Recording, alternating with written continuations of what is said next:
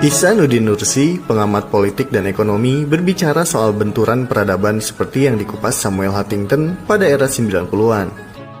Saat menjadi pembicara dalam dialog terbuka yang digelar di halaman Masjid Amanah Buni Nagara, Kota Tasikmalaya, Sabtu 22 Mei 2021. Ihsanuddin menegaskan, inti dari benturan peradaban itu adalah benturan antara Islam dengan Barat.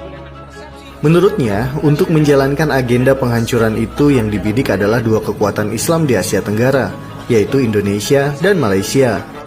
Namun Malaysia mampu bertahan, sedangkan Indonesia tidak. Indonesia ambruk dikarenakan banyak pengkhianatnya. Kalau Malaysia bertahan, Indonesia ambruk. Pak, saya di panggung kekuasaan saat itu. Saya satu-satunya manusia yang menolak untuk pinjaman IMF dan dari Washington dicairkan. Satu-satunya.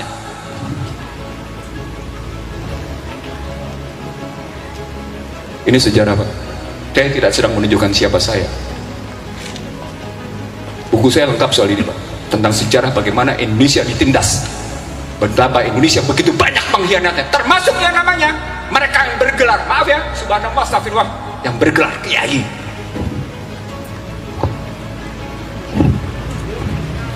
Sekali lagi yang bergelar kiai sekalipun, saya tahu siapa.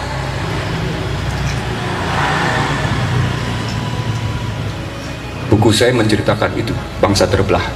Sebagian orang tidak saya sebut, tapi dialah yang antara lain kaki tangan pengkhianat.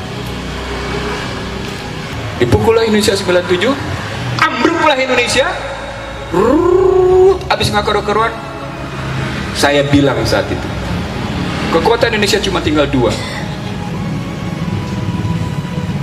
TNI dan umat Islam. Cuma dua. Itu kajian saya 97-98, bukan sekarang. Dipukul TNI-nya, kembali ke barak dengan istilah reformasi TNI, balik dia ke barak. Berarti cuma tinggal Islam. Di markas FPI saya bilang, Pak, saya pembicaranya. Di markas FPI saya bilang, umat Islam akan masuk ke dalam ajang adu domba. Dan nikmati sekarang kita diadu domba dengan kalimat Islam Nusantara, Ahmadiyah, dan macam-macam. Ini punya relasi dengan cerita dari 97 ke playing victim, jatuhnya WTC, diserangnya Irak, dan kemudian penggunaan senjata biologi sampai akhirnya sekarang.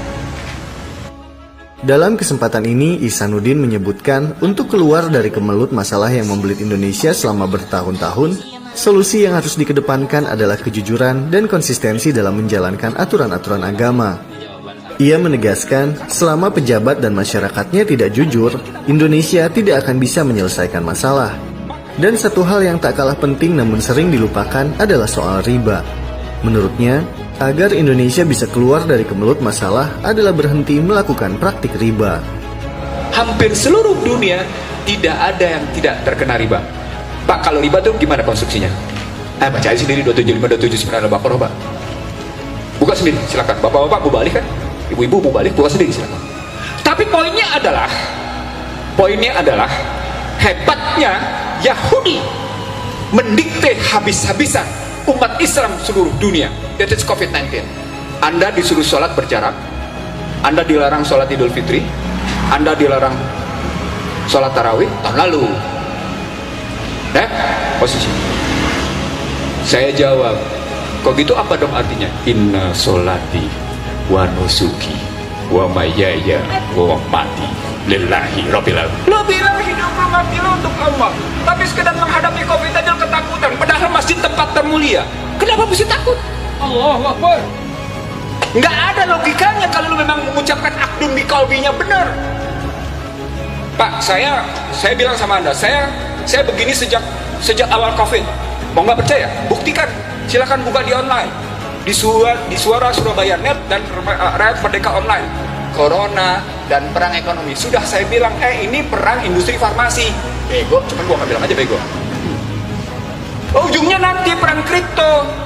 Lu mau didikte lo, Yahudi lagi kalah sama Cina, lu dijadikan alat. Tapi selain dia pukul Cina, dia pukul juga Islam sekalian. Nah, sambil dia bilang dia pukul Cina, dia pukul Islam, ketemu konstruksi besarnya, Kang. Apa konstruksi besarnya?